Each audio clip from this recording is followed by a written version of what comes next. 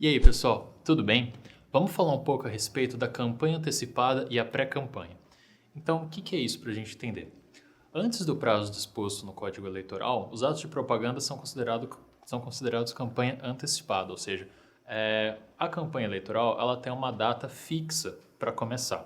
Se você atua de modo eleitoreiro, buscando a captação de votos antes desse período, você incorre em uma das hipóteses de propaganda irregular. E aí você está passível de ser representado pelo Ministério Público, além de outras ações que a gente vai ver mais para frente. Então, esses atos eles passam a ser puníveis e qual que seria a punição? É um valor de 5 a 25 mil reais ou o equivalente do custo daquela propaganda que você praticou. Então, se você, sei lá, utiliza um impulsionamento na internet num determinado valor, vai ser aquele valor de campanha antecipada. Se você faz um vídeo ali todo elaborado, uma campanha de marketing toda elaborada, a punição vai ser naquele valor. Além disso, ainda podem ser consideradas como abuso de poder, na medida que beneficia exclusivamente a um dos candidatos. Então, principalmente se a gente pensar em candidatos que detêm alguma função pública. Nesse caso, é o candidato que abusa do seu poder político, aquele cargo que ele já detém na administração pública, pode acabar incorrendo numa das causas de campanha antecipada se ele começa a se valer dessas suas prerrogativas antes mesmo da campanha começar. O candidato ele também vai ser responsabilizado se houver prova do seu conhecimento, sendo, porém, reconhecida aquela presunção iuris tantum, a presunção relativa do prévio conhecimento do candidato. O que é aquela presunção iuris tantum? É que ela admite prova em contrário. A presunção absoluta não admite prova em contrário, a presunção relativa admite prova em contrário. Seguindo aquilo que dispõe o artigo 40b da Lei Eleitoral, Lei 9.504 de 97. Se não providenciar o retirado, ou a retirada ou regularização da propaganda antecipada no prazo de 48 horas da intimação, fica provado o seu consentimento. Então, essa foi a forma que o legislador escolheu para aferir a presunção de conhecimento da propaganda. Então, o candidato é notificado de que alguém, supondo que não seja ele, está fazendo uma propaganda da sua campanha.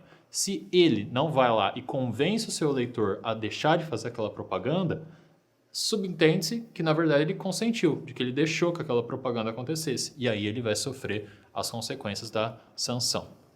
Além disso, vai ter essa responsabilidade se as circunstâncias apontarem para esse conhecimento prévio de modo inequívoco, como no caso, por exemplo, do candidato que participa da propaganda ou se ele mesmo é responsável pela veiculação. Então, se o candidato publicou na própria página pessoal do Facebook dele, é lógico que ele está sabendo aquilo que ele está fazendo. Dessa forma, o legislador pune a conduta deliberada de se valer dos meios propagandísticos antes dos prazos e, ao mesmo tempo, dá margem para manifestações espontâneas de preferências políticas por parte do eleitor, sem que tal culmine em prejuízo ao candidato. Ou seja, se algum sujeito vai lá e fala assim, meu voto é do senhor, publica isso no Facebook, na rede social dele, não tem como punir essa pessoa. Porque é uma manifestação espontânea do eleitor. Não haveria como a justiça eleitoral coibir esse tipo de prática.